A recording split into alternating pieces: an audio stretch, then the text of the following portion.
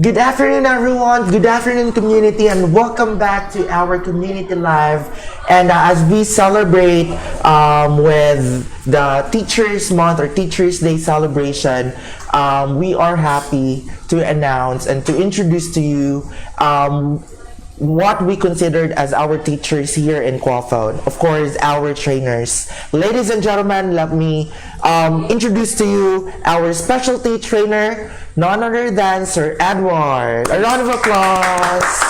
Hello, Sir Edward. Hi, Sir Joe. How are you? I'm doing great and excited, and of course, I'm honored to be here. Wow. Have you gotten enough sleep? I just recently finished my shift earlier from 3 to 12 noon.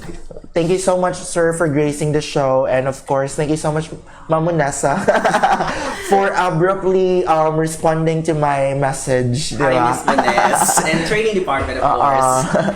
And why don't you greet your friends or maybe your colleagues who are watching right now? Alright, so hi everyone again from training department. So I'm here. And to my family watching out there, and to those who's watching there, so hi. And to my Lyceum family, hello, Miss Nova. Hello. Hi. Yes. And happy Teachers Day, by the way. Yes. No. So actually, we are celebrating it in advance because Teachers Day celebration is on October 5, which is on Saturday. Right? Yes, on Saturday. But unfortunately, our community live it's either Thursday, Wednesday, or Friday. And since we have workshops and team building activity tomorrow, so we rescheduled it on a Thursday, diba? So, look how flexible our guest. Nga, short notice, but look at him now. He's here with us. So, thank you so much, sir, for gracing the show. And Sir Pepe here, one of our top trainers, is actually on its second round. Diba? Joining, of course. Correct. All right, and of course, just a quick recap. Last week we had our interview technique brought to you by the two of our top trainers. So thank you so much to those people who watched our last week's episode. And today we'll be discussing more about how it feels like to be a trainer. Diba? So as what our title says, train with the best. Diba? Because you are in the best BPO, Qualfon, diba? Make people's lives better. Exactly. All right, sir. So much about talking. Introduce yourself so that our viewers, our audiences, will be able to know you more. Yes. For those who doesn't know me yet, so my name is Edward Bolangis, and I'm one of the specialty trainers here in Qualfon. I'm 27 years old and single, ready to mingle. Wow. So for those interested, diba? So for those who are interested, you can actually message him on Facebook because he's so active. All right. And talking about Sir, are you originally from Cebu or from other parts of the Philippines? Perfect question, Char. Yes, I'm actually not originally here from Cebu. I'm from Mindanao. I guess you're also from Mindanao. I'm from here in Cebu. I see. I'm from Lanao del Norte. Oh, so hi. hello to those from Lanao del Norte. And then I decided to apply here in Cebu because we know that the salary in the province is really different here in Cebu because it's one of the civilized city here in the Philippines. So yeah, I transferred here in Cebu without having any relatives here. Wow. I just have like 5,000 pesos for my allowance, and then I look for a boarding house here, and then I applied here in ID Park, roaming around just to look for a job. Yeah. And fortunately. And yeah, very fortunate that I came here in Qualfon. I guess in this station, in this room. Oh, okay. Yeah, 7 years ago. Yeah. This is our recruitment area. Exactly, before the other one. Yeah. Right? And then, I applied here in Qualfon, and I've been working already for 8 months. Wow. And 6 years here in Qualfon. And I'm so glad that I'm here because of course I can provide my needs, my wants, and of course the needs of my family. Wow, amazing, diba? So that's how Qualfon helps people's lives, diba? Correct. By providing themselves and getting earn as well as learn from all the experiences. Exactly. Yeah. Here in Qualfon, you will become bigger and bolder. Because Bigger and honestly, bolder. before I'm very sleep. But now, But now, see, diba? bolder, brighter. Char. Wala na dyan na ba sa mga singles, sir? Exactly. Diba? And of course, if I'm going to look back from my past experiences and my past self before, I can truly say that I was super thin, like I was twiggy before, but you know, when you start working and you earn something, Correct. like every payday, Jollibee, McDonald's, or like nowadays, di ba, samgyupsal, di ba, Anli chicken is everywhere in the town. So most probably you will gain weight like us.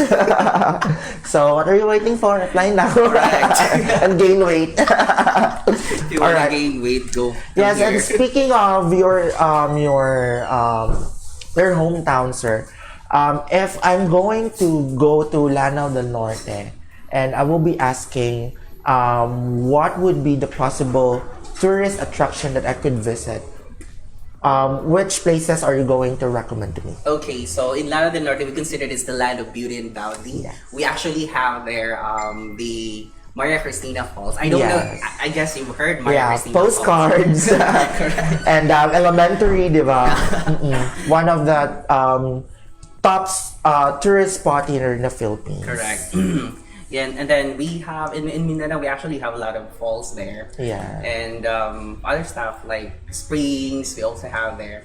Wow, di ba? So I really love to go there. And knowing that Lanao del Norte has been a consistent like sinulog contingent, di ba? And from time to time that they join, they will always got a place, Correct. di ba? A winning team perhaps. All right. And of course, sir, what made you decide to come here in Cebu and to venture out any job opportunities that you may get here? Yeah, honestly, I actually searched it in mynemo.com and I've seen there a lot of job opportunities. Then I sent an email, I sent my resume, and then they texted me.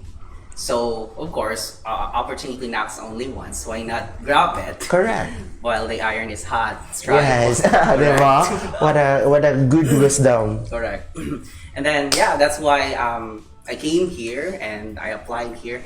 And though I am not a graduate, I'm a graduate of computer science, because here in the BPO setting, we do not look about what's your course, right? It's about if you have this passion to offer the customer service, good customer Yes. service, and of course, you will be able to make it here in BPO. Correct. So, you ventured out through Mynemo, and then of course you came here to look for job opportunities. So it means that this is your first job ever. So after you graduate, this is your first job. So congratulations. Thank you. Diba? Thank you, And, Qualfon, of course. Of course, you're welcome. On behalf of Qualfon, diba? You would You're like to welcome. I'd like to thank you for choosing Qualfon. And you started as an agent, right? 6 years and 8 months ago, you started as an agent, Yes. right? So, did you really decide, or did it really come out from your mind that you are going to apply for a BPO or call center job? Actually, yes, I already have it in my mind that I need to apply in a call center, because it would really help the way I talk, my confidence. It will build my confidence, of course, and it will help my communication skills Yes. to develop. And then, yes, as what you mentioned, here in Qualfon, what's the good thing here is that they hire staffs internally. Yes. Mostly, I guess, at 95%. Yeah. I was once an agent before I became a trainer. And it did came in my mind to apply as a trainer. So I was just encouraged when my supervisor told me, why not to apply this position, right? And of course, I've been taking calls for 6 months. Wow. 6 months in Tier 1. Because from nesting, you will be endorsed to operation, and then you will be working with 6 months CRT. We called it CRT before, but right now we call it technical agents. And then after that, I can still happen to remember my trainer. She's still here working in Qualfon. So hi. Her name is Marjorie Rojo, Miss Mars. Oh hi, Miss So I know Marge. if you're not watching right now, I know you'll be watching later on. Thank you so much because you've been part of my life, right? You helped me to become who I am right now. Wow. And then after that, Tier 1 representative for 6 months, I also promoted as a Tier 2 representative. And then my trainer was Philip Padilla. Hello, Sir Philip. Hi, Sir Philip. And then after that, Tier 3, Miss Lorraine. Hello, Miss Lorraine. All in is well. Wow. And then after that, before I became a trainer, I applied as a quality assurance analyst. Oh, okay. I've been working for quality for 6 months, being with training because we're one of the assessors. Language assessors. Because in nesting, before you will be taking calls, like live calls, you will need to have this, what we call the language assessment. We're actually 3. It's me, myself, and I, and then George Chavez, hello George, and Glenn, still from training department, hello. And all ma'ams there, hello ma'am. So mga trainers, you know na kinsang mo assess. And then after QA, since we're working with training, training told us that why not to apply as a trainer, because I know, I guess they see us that we actually have potential to become a trainer. So I'm not really talkative like now because I'm kind of a person wherein I'm so quiet lang. Ako lang. Reserved, diba? Yes. Reserved. But really build my confidence right now with training. So thank you so much, Ms. Vanessa. Hello. Sir Gerald, by the way, I know you will be watching. Diba? Learning and development will not only evolve around the development of the trainees, but at the same time, the development and the enhancement of the trainers as well. So it's a two-way traffic of learning, right? It's you as a person, they will also help you. Not only us, of course, trainers, we are helping the agents with their needs, we assist them. But of course, with the trainees that we have, we also learn from them. Yes, of course, no. So, diba? So all the trainees and trainers out there, thank you so much, diba, for all the effort. And I know that you have gone through a lot, and so it's your time, it's your day today. So happy Teachers Day, diba? And you were talking about your experience as being an agent, right, for 6 months, and you've mentioned that for 6 months you were promoted for tier 2 and then tier 3 as well, and then you became a QA analyst, right? So we can conclude that here in the BPO industry, it's no end of the road job or dead end job, diba? So if you have the determination and passion to grow professionally, then you can go as high as like managers, trainers, or supervisors, or QA, or any position that you want. Diba? So, dili good dead end, guys. So, let's stop that kind of stigma na diri sa BPO in general kay purpose agent. But there are a lot of positions that you can apply with. If you are a graduate of information technology, then we also have IT, yes. Workforce. We also have workforce here. And I also have like classmates in college who happen to become an agent here. So even though they are psychology graduate, but they applied for an agent position, but they are open-minded about the job, because a job is a job. Correct. Right? It can provide food for your family, diba? And it can provide your wants and needs in life. So, we should not discriminate mga agents, diba? And people working in the BPO industry, because just like anyone else, they provide the daily needs of their family and for themselves as well. So, thank you so much, diba, sa tanang mga empleyado na to diri sa Qualfon for striving hard, diba, to make your lives better, diba, and for living the mission of Qualfon, diba. All right, sir. you mentioned earlier that you are a graduate of computer science, right? And why did you decide to apply for a BPO company? Yeah. That's the perfect question for those, di ba? Mga dyan ang notion sa mga tao na, graduate ko og business ad, so dapat relatable ra gid ang akong work sa kung unsa akong nag-graduate. So, to answer that question or to answer that misconception, yeah. can you tell us your story? Yes. Honestly, because I'm thinking about this, I just recently graduated in Bachelor of Science in Computer Science, and if I will compare myself to those other, it's globally competitive manggod siya. So there are applicants wherein they already have experiences, rather than me, I don't have it yet because I just recently graduated. So I told myself, why not I applied first as a call center agent? Because there is no discrimination in call center manggod. Because you can apply whatever course that you have, even if you're not yet a graduate, or even in senior college, high school graduate, exactly. right?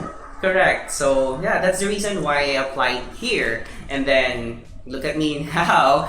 So I didn't expect that I will become one of the trainers. Yes. Wherein I can impart my knowledge, my best practices to my agents. So for those who's planning to apply here in Qualfon, so please do so. Of course, we make sure here in the hands of Qualfon, we will make your lives better. Wow. And of course, later on, guys, stay tuned because we'll be asking more tips and techniques that Sir Edward uses during his application for trainer position. So if you're an agent from Qualfon and if you want to be a QA or maybe perhaps a trainer, then this is the perfect video for you guys. Correct. But as for now, let's take a quick break and of course let's have a game. Okay. So sir, as what I have mentioned earlier, we'll be having a game and it would be a would you rather game, diba? So I'll be asking you question. So and I will be giving you two options and just choose one and then explain after that. Okay? So for example, would you rather be a single for the rest of your life or having a boyfriend, boyfriend ba? Or a lover? Okay, let's have a neutral kuan lang. Or would you rather have a be single for the rest of your life or would you rather stay with your family for the rest of your life? Mga nga mga questions. Okay? All right. So let's start now. Are you ready? I don't have a choice. And by the way, before we will start our game, you can comment down below any questions that you want to ask and that you want us to answer because our guest for today is willing to answer all your questions and all your inquiries. So if you are interested on how to apply here at Qualfon, then we can answer that. All right? Comment down below and we'll be excited and would love to hear from you guys. Okay, so now here's our first question. Okay, let's ask this question. Would you rather hear the good news or the bad news first? For me, I would love to hear sandwich, like positive and then negative and then positive. Because if there's for instance, it's negative and then at the end is negative, so it's not so good to hear about it. There might be possibility that I will not. If I'm an agent, let's say you coach me because I was penalized for this or something like that. So it's much more better. It should be sandwich method. So positive and then negative in the middle and then positive at the very end of the feedback or the news, diba? So good news, then bad news, and then good news. Para pamuwi, diba? Undoing. All right. So here's our second question. Would you rather be a little late or way too early? Oh my God, that's a perfect question. Hello out there to all them, to all trainers. Of course, I would rather not to be late. If I'm about to late, maybe on time. It should be on time, not late. On the dot. If not 59ers, on the dot. Correct, diba? And knowing that here in the call center industry, being late or your attendance is very important. Correct. Diba? If you're applying for a trainer position or like if you want to apply for a promotion, attendance is very It's a must. important. Diba? It's one of the requirements for you to get a higher position. So remember that, guys. That's a tip for you. Okay. Now, okay, this one. Would you rather be a 4'5" footer or a 7'7" footer? Wow. Grabe yung 7'7", no? I would say 4'5" because small. What's that again? Small but terrible. Diba? Actually, it's not about how tall you are or how small you are. It's about how you manage yourself. Correct, no? And It doesn't matter. and your confidence as Correct. well. Like no matter how little you are or your height difference from others, as long as your confidence level is there, you would probably survive. Diba? You would probably survive our cruel world, diba? Which full of discrimination, stigma, diba? So at least if you're confident enough about yourself, no matter your size, your color, or your gender or whatnot, Exactly. if you're confident, then you can shrug it off, diba? All right, down to our fourth question. Would you rather end hunger or hatred? Diba? Pang Miss Universe. What's your advocacy in life? End hunger or end hatred? For me, I don't want to be hated by someone because it feels bad, and I would rather be hungry rather than the other way around. So you want to end hatred, labi na sa kanang mga bashers online, diba? So mga bashers Because out I there. know myself, they don't know me. And you know better yourself rather than the others, diba? Right. And our fifth is, would you rather spend the next year exempt from all taxes or have 1 month paid vacation? Oh, diba? Relatable. 1 month paid vacation. Qualfon, maka naman. Yeah. 1 month paid vacation, diba? So, for the whole year, how many vacation leave you usually use? Actually, I only have, I just recently checked it earlier, I only have 3 vacation leave left because Oh. I used it. Every single month? Almost every month because last month I used it with my review because I just recently took the LET exam. Yeah, because you took DPE, right? Yeah, I took DPE. Here in Qualfon, even if you're working, you can also study. Yeah, study while working here. Yes, diba? Learn while you earn. Correct. Diba? All right. So next would be here. Would you rather have an unlimited gift certificate to a restaurant or a clothing store? Are you a food person or a fashion person? I'm more into food. That's what I told you earlier. I'm now Bigger and bolder. Bigger and bolder. That's my aim for this year. Diba? So, I'm more into unlimited, food. diba? Unlimited GC for food. Correct. diba? Later, I'll eat all of those foods Yes, there. we have food here actually, Actually, we guys. have. So later Everyone is on. invited, so please come and join us. And speaking of food, happy birthday to one of our colleagues in the marketing team, Chuck Rodriguez. Happy birthday! Hello, happy birthday. Thank you sa pa-food daw. Thank you sa sponsor ni Mayor. Yes. Down to our 7. Here's a question. Would you rather be in your pajamas or suit all day? I don't have pajama. So, when you sleep, you would rather wear like boxer shorts. Boxer shorts. Same here because I'm here in the Philippines. It's so humid. Like the weather is like labi na karon bare months. It's fortunately we have rain for the first time in October, diba? So it's super init. So boxer shorts and sleeveless, diba? Correct. For a good night's sleep. All right. Next, 8th question. Diba pas kayo? Would you rather own a house or rent a residence? Of course, to own a house because that's one of my dream Excuse me. house, and I'm starting to save right now. Wow. Of course. And since you are done with your LAT examination, diba? So Yes. now it's your time to, of course, save for another Another stuff, I project. think. Another project, diba? Or goal. Because every year I have project. Well, that's a good thing about setting a goal, diba? Because if you don't have any goal, your money will be spent to anything, diba? Ma-waste good siya. So at least you have a goal so that you can save for it. And at the end of the day, it will be benefited to you and to your family. Correct. Okay, next. Would you rather change your eye color or your hair color? For me, of course, hair color instead of eye, because actually it's not about color. Again, it's about how you handle yourself. Yes.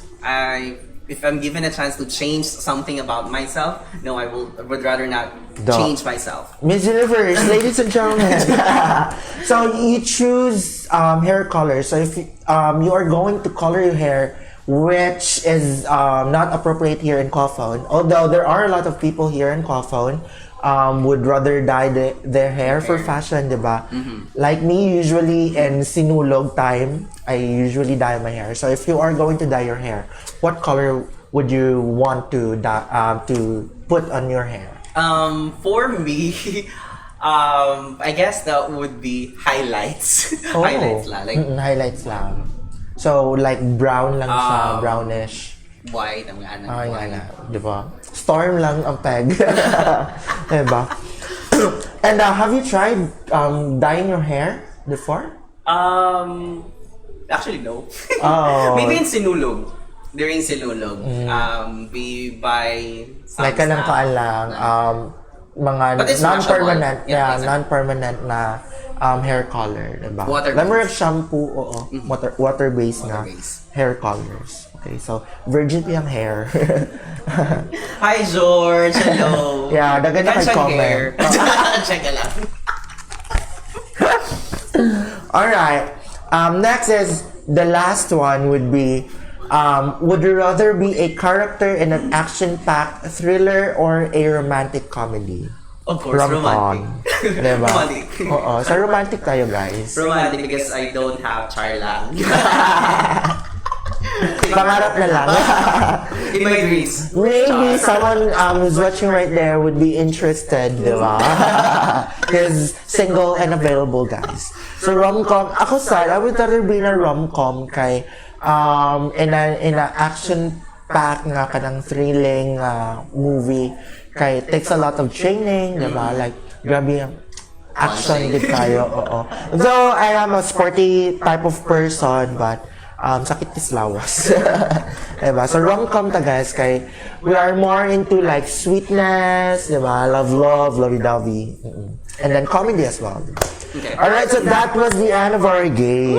Diba? Yes, I survived! Hey, you Hello! survived. And of course, it was a very fun-filled game because we were able to know you more. Okay. Diba? With your choices of the questions earlier. And of course, before we proceed with the interview again, let's read some comments because there are a lot of comments here, diba?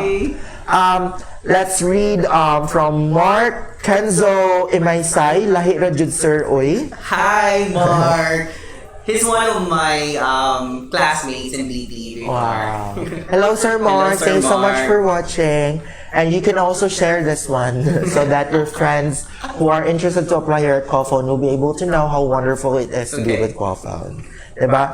Ramsey Huntong. Hello, 59ers. Diba? Mga 59ers Not just 59ers, but on toopers. Hello, Mga on ma'am. toopers. Mga on the dots diha.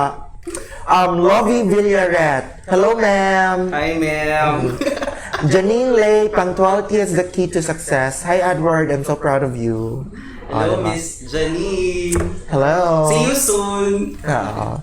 Alright, so thank you so much, guys. Keep your comments coming. And of course, we would love to read any questions that would be related to our topic for today about how to make yourself be promoted to a position that you want in the future. So we can answer that for you. All right, and now let's proceed back to our question and answer portion. Diba? Welcome to Miss Universe 2020. All right, so you started as an agent, and how did you get to become a QA first? Like, what are the qualifications and how did you do it? And what pushed you to really grab the opportunity? Okay, so because there's an opportunity, because as what I've told you earlier, I'm a kind of person where if there's an opportunity, you grab it. Yes. Yes, and then there's one of my supervisors also told me that why not you apply with this position, and I think that she saw something about me wherein I'm capable of that, of being one of the QAs. So yes, I applied being a QA, and I can remember the question that was raised from the interview, the interviewee, the interviewer. They actually asked me if I'm into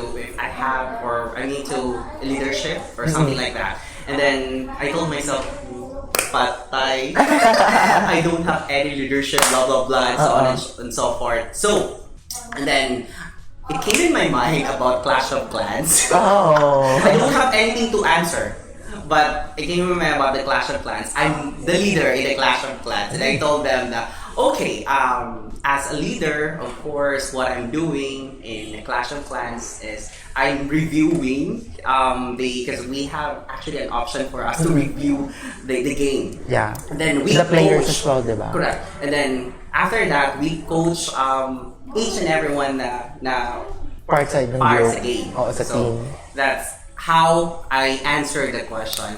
And if you will relate that one in quality assurance analyst, if one of our agents will be penalized, so of course we can also use that technique wherein, of course, the first thing that we need to do is to check visit the root cause, or RCE, the root cause analysis. We need to check what is really the reason why that agent has been penalized. And then through that, we will also have an idea about the perfect feedback and coaching that we need to give to our students or agents. So from COC, From diba? COC, connect the dot to Diba? The work of being a QA, Correct. diba? Analyst, diba? So what a perfect analogy of the task, diba? About leadership. Actually, diba? I'm thinking at that time wherein I think I will not be able to make it Because of it's COC. Because of COC.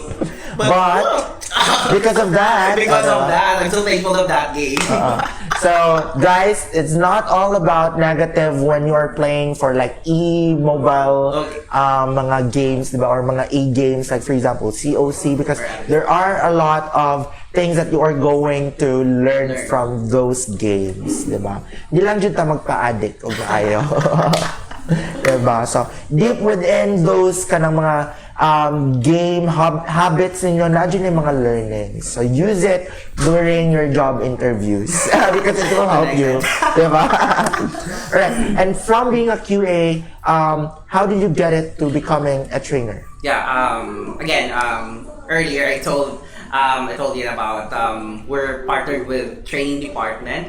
So we're one of the language assessor. So after that, there's an opening in training, and then they told us, the three of us, Glenn and then George, why not to apply this position? And the three of you applied for it. Yeah. And then we are actually absorbed. Wow. Absorbed.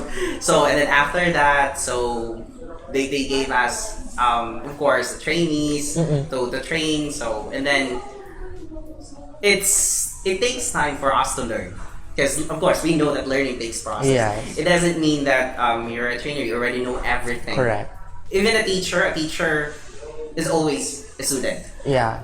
Ano siya? Even until now, Of you course. need to learn, right? You need to like upgrade your learnings, your knowledge, so Because that nothing is constant in this world. yes, correct. Diba? Except for love life. Charot. I cannot relate. I'm sorry. Alright. Are there any specific requirements for you to be able to be promoted as a trainer? Yeah, there's a screening, of course.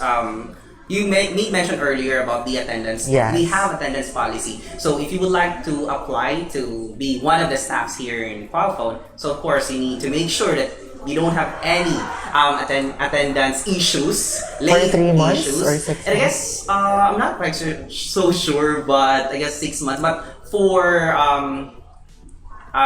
DA or disciplinary action, you shouldn't have any disciplinary action when you apply as any position, a staff position here. Yeah. Okay, so you need to be good, morally good. Yeah, diba? follow the process and procedures that we have. QA, or also, you need to pass the metrics for QA, the transfer rate, the hold rate, for you to be able to, pass the initial screening. Yeah.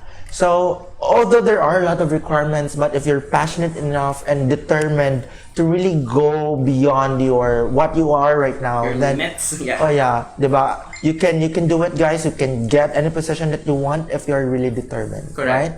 right? So look at him now. Started as started as an agent, and here he is, becoming a trainer for the tier 3, diba? Yes. Before you were a tier 3 agent, and now you are the trainer for the tier 3 agents. And diba? being a trainer, I'm so happy and glad seeing my agents that I mold, that they also have this, they also apply this as staff. Wow. Your product, your product from the beginning. I actually have one, I guess, Al Panadero, hello. He's one of the QAs right now, and I'm so proud of. Wow, this is the same feeling that you feel right now, with the feelings that your trainers before felt as well when you became a trainer and as well as a QA, diba? So nga na gina siya, it's all about give and take, diba? Be an inspiration to everyone, and you will surely be like be forever tattooed in the heart, on the mind of of the people who you became an inspiration to them, diba? So continue to be an inspiring person, Yes. diba? Continue to inspire as well, diba? And now that you are a trainer, how do you handle your trainees? Like, are you the type of like autocratic or authoritarian, or like a democratic one? I'm actually authoritative. Wow. Rather than authoritarian. Yes. If I see one of my agent not listening attentively to what I'm talking about or my discussion, what I usually do, I don't want like the like calling their attention, because it feels, I guess there might be positive but impact to that, because we don't know the confidence or their self-esteem will lower down. So what I'm doing is I roam around. Instead of calling their attention, I stand beside the agent, because in that way you will be able to cut their attention. They will be able to know, okay, si sir is nasa kung saan. So I need to be attentive. Correct. Now. Whole turn effect. In psychology, it means a whole turn effect.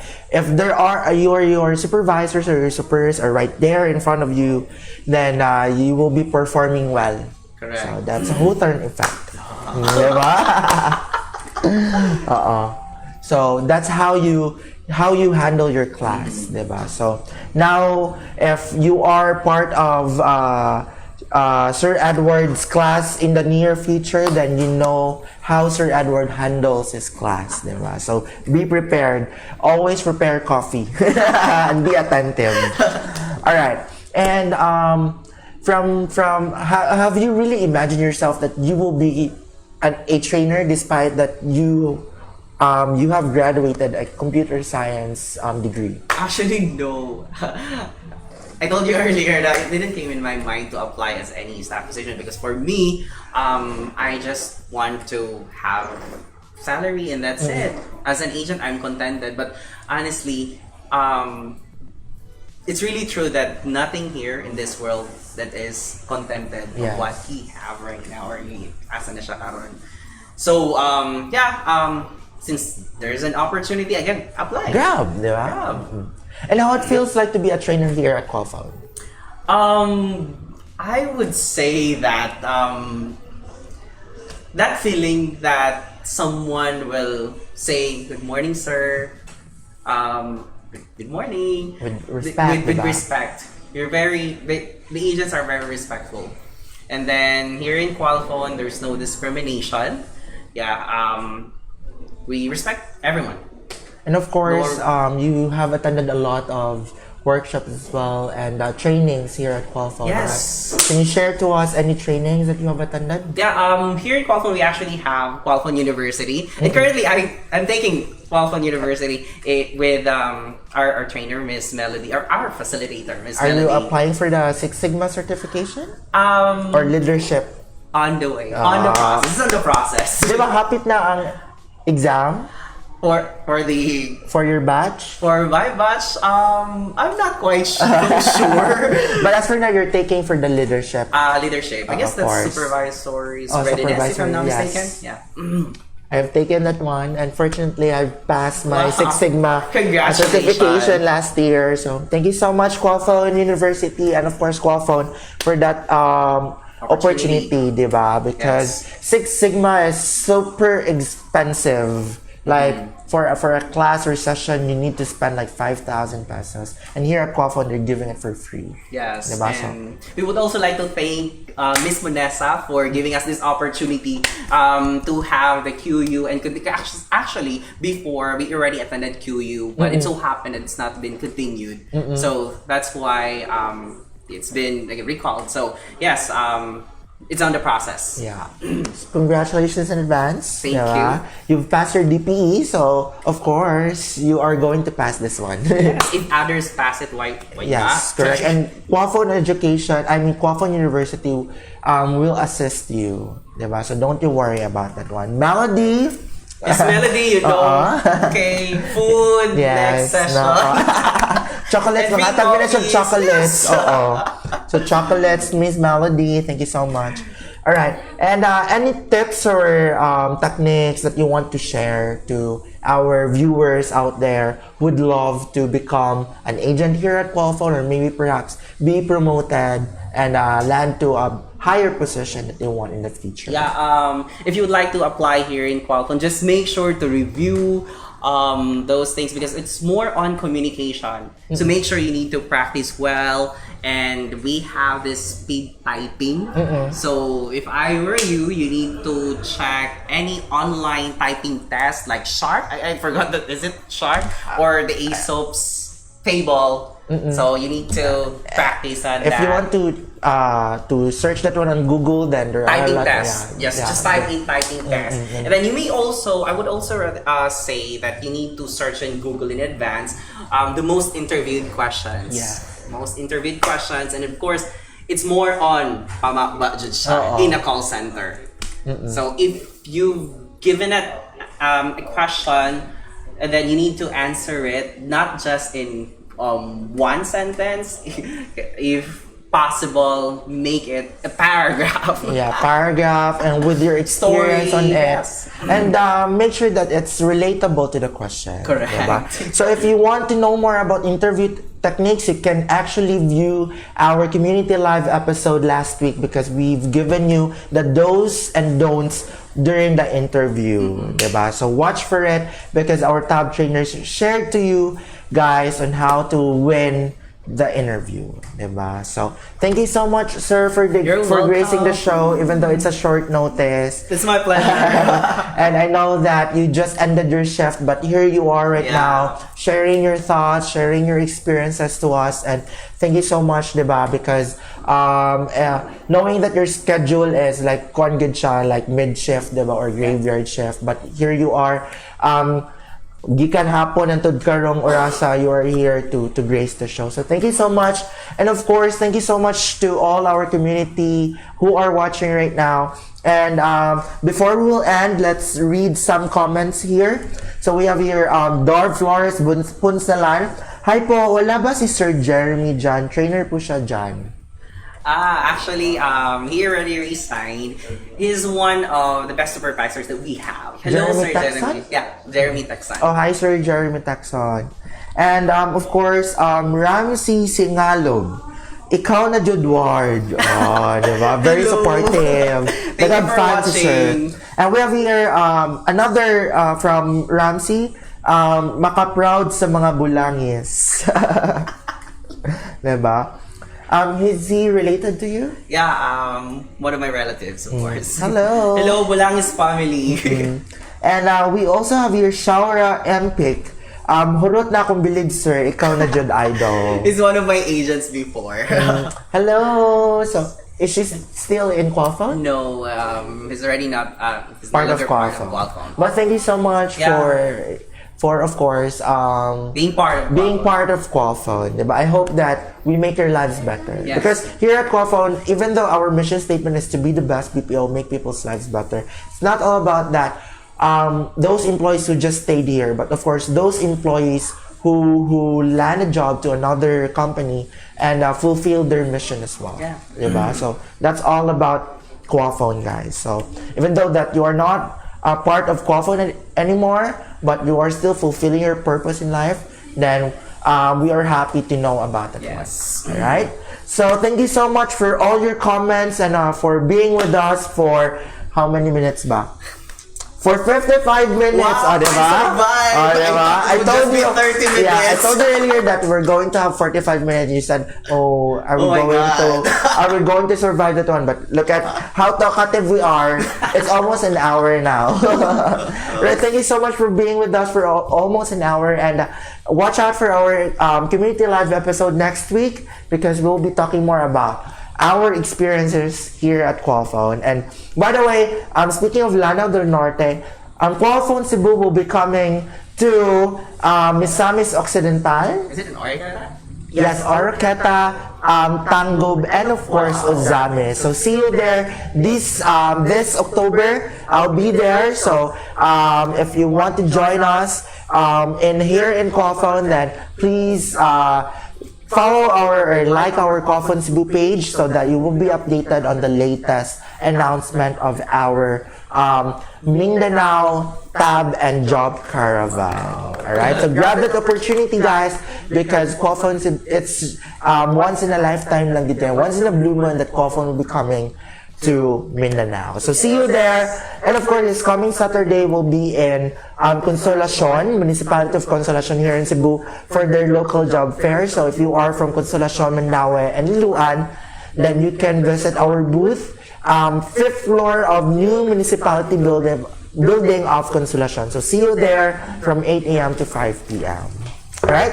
So thank you so much for watching, and of course, sir, again, thank you so much for gracing the show. This has been your host, Joa de la Serna, and remember to be the best because you are the best. Thank you! Thank you.